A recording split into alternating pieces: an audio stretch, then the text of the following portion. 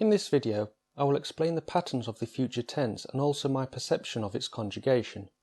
The way I like to think of it is if you imagine the word have on one side of the verb, like I have written or I have eaten, then we are talking about the past. If it is on the other side, we are talking about the future. Here's a little more about what I mean. As you may know, the words for have or has are j'ai, I have, tu as, you have, familiar version, il, elle or on a, he, she or one has, ils or elles ont, they have. I can use these to talk about the past, for example, with the verb essayer, which means to try or to try on, which gives us j'ai essayé, I have tried, tu as essayé, you have tried, il, elle or on a essayé, he, she or one has tried, ils or elles ont essayé, they have tried. If you take those sounds for the word have or has and place them after the final R of the verb essayer, we have these words. J'essaierai, I will try. Tu essaieras, you will try. Il, elle or on essayera, he, she or one will try. Ils or elles essaieront, they will try. This is not too difficult to do when speaking. This particular verb changes the Y to I before a mute E, although in speech it has made no discernible difference. There are two forms missing, which are the we will and the you will endings. They do not exactly fit in with the others. Nous avons means we have. Vous avez means you have, polite version. The future tense endings are the same once the have part is removed, giving us nous essayerons, we will try, and vous essayerez, you will try. If you do not like this approach, of course you can just learn the endings by rote.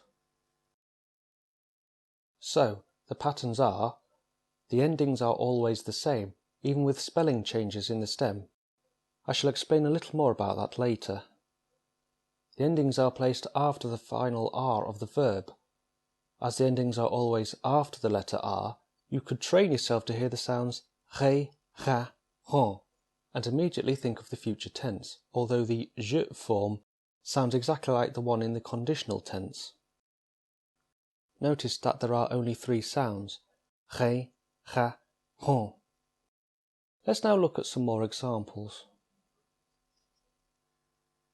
Here are three types of verbs, ir, re and ir. Je parlerai, je vendrai, je finirai, tu parleras, tu vendras, tu finiras, etc.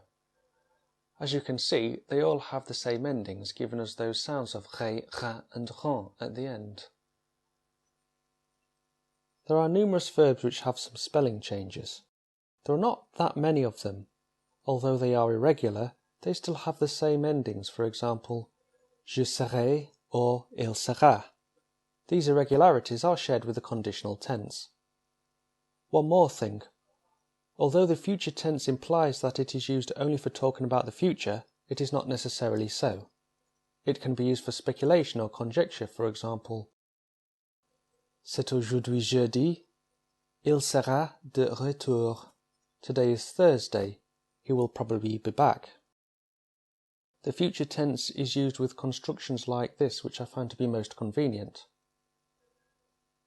For expressing the future, the present tense can be used when another element of the sentence shows that you are talking about the future, for example, quand est-ce que l'avion arrive? When will the plane arrive? Or, of course, you can use the verb aller. Also, there are certain conjunctions where the future tense is used in French, but the present tense is used in English, for example. Faites-nous savoir aussitôt qu'elle arrivera. Let us know as soon as she arrives. Although with the word si, you can use tenses like the ones in English, for example, s'il fait beau demain, je sortirai. If it's fine tomorrow, I will go out. Well, that's it for another video. I do hope that I have helped you remember all of these endings, and thank you for watching.